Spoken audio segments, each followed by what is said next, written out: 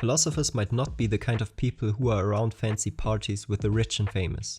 But the British philosopher Ayer, who gained notoriety with his dissertation, Language, Truth and Logic, which he published when he was 24, was just built different. When he was in New York in 1987, he went to a party of a friend of his, the underwear designer Fernando Sanchez. During that party, a distressed woman rushed in and said that her friend was being molested in a bedroom. Ayer went to investigate and found Mike Tyson pestering a young model, Naomi Campbell. When Ayer wanted to intervene, Tyson asked, "Do you know who the f*** I am?" and then warned Ayer, "I am the former heavyweight champion of the world." Ayer responded calmly, "And I am the former Wickham professor of logic. We are both preeminent in our field. I suggest we talk about this like rational men." What a chat.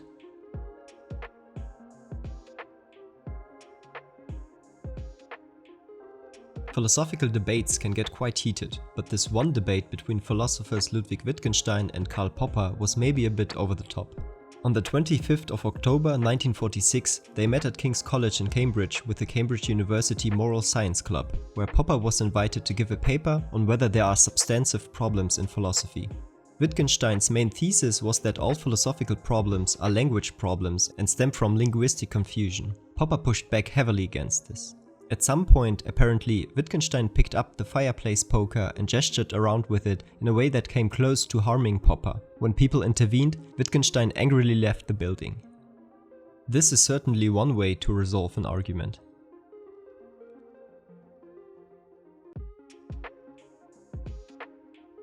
The German philosopher Arthur Schopenhauer really hated his colleague Hegel. He called Hegel's work a pseudo-philosophy that cripples all mental powers and suffocates real thinking, and described the philosopher himself as a flat-headed, insipid, nauseating, illiterate charlatan. When the young Schopenhauer was a lecturer in Berlin, he scheduled his seminars to be at the same time as the lectures of the older and already famous philosopher Hegel. He hoped that no one would go to Hegel's lectures and that they would all go to his own classes. What happened is exactly the opposite. Almost no one went to Schopenhauer's classes, while hundreds went to Hegel. This certainly fueled Schopenhauer's hatred for the famous German idealist even more. Immanuel Kant is one of the most famous philosophers of all time, and he wrote many of his influential books when he was already quite old.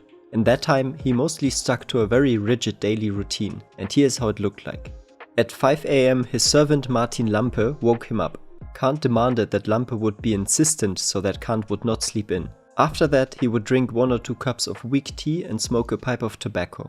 He then prepared his lectures, which he gave from 7 to 11 AM. In the afternoon, he always took a walk at 3:30 PM. Legend has it that the citizens of Königsberg were able to set their clocks after the German philosopher and his routine. After that, he would continue writing and reading, and he would always go to bed at 10 PM. From this description, Kant might sound like a rather dull character, but apparently he was quite charming. He was very keen on having guests over for dinner, and he even had rules on how to make a dinner party stimulating. Imagine having the chance today to be part of one of those.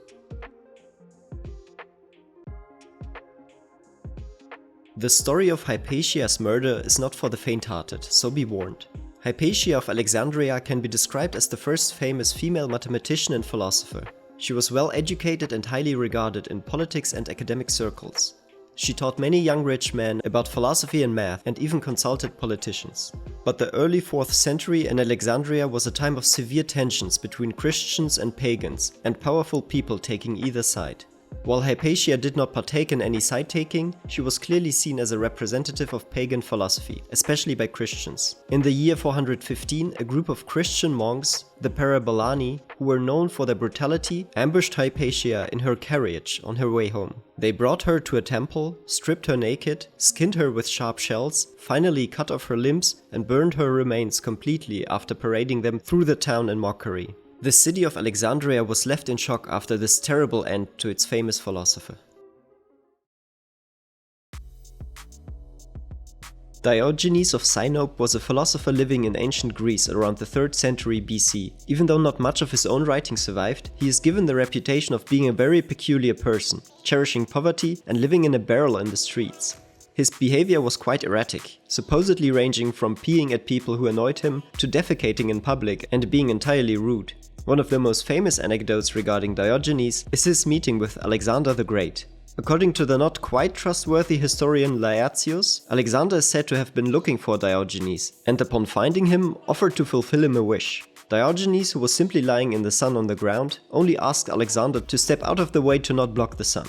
But instead of being insulted, Alexander was struck and amused by this honest display of character and supposedly said that if he were not Alexander, he would wish to be Diogenes.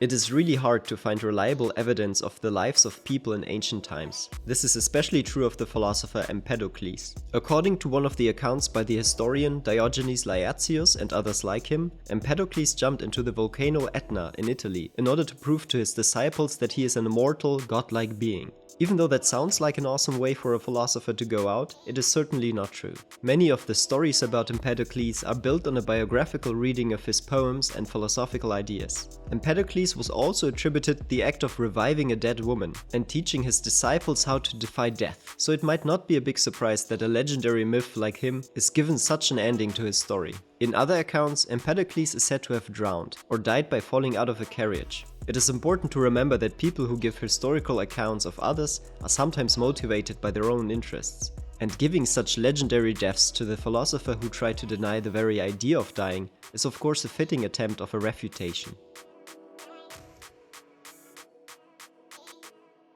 The German philosopher Arthur Schopenhauer was famous for being a misanthrope. But on the other hand, he loved animals, and especially dogs, as much as he despised humanity.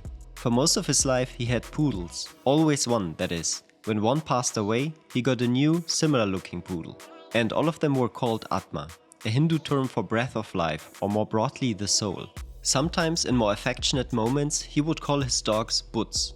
But when he was angry with them, he would call them Mensch, which is the German word for human. He treated the dogs meticulously well, keeping them in his apartment and giving them delicious and expensive food. Legend has it that when he got into trouble with his landlord because of his dog, he changed apartment instead of getting rid of his beloved poodle. Schopenhauer famously couldn't keep relationships with his fellow humans. They always inevitably ended up in a falling out. But the real character of a person, he thought, shows in how they treat animals, not their fellow humans.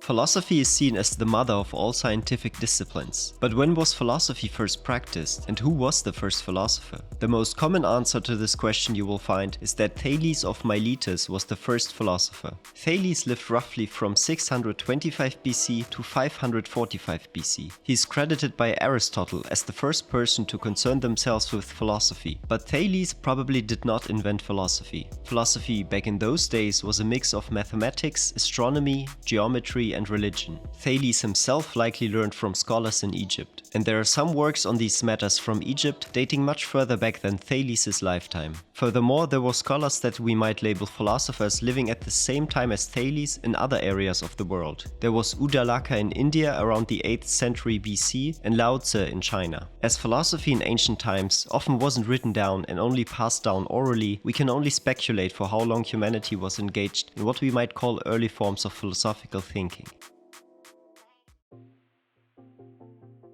The dissertation defense is often a day that young academics dread. Your past years of research will be critically examined by a group of extremely intelligent academics, so a lot of people really get nervous about their defense. Not so the Austrian philosopher Ludwig Wittgenstein, who was an eccentric philosopher who lived from 1889 to 1951. He was already around 40 years old at the time of his dissertation defense and had to go through the oral examination because they wanted him to teach at Cambridge. So they took his Tractatus Logico-Philosophicus, which he already published years before, and they did the examination with the prominent philosophers Bertrand Russell and George Edward Moore. At the end of the dissertation defense, after discussing the topic thoroughly, Wittgenstein clapped the two senior philosophers on the shoulders and said, "Don't worry, I know you'll never understand it." And Moore wrote in his notes regarding the defense that he considers Wittgenstein's work to be genius, or if he is mistaken, it's at least well above what is required for a PhD. I can very well understand the uncertainty regarding the quality of the work. I mean, look at this.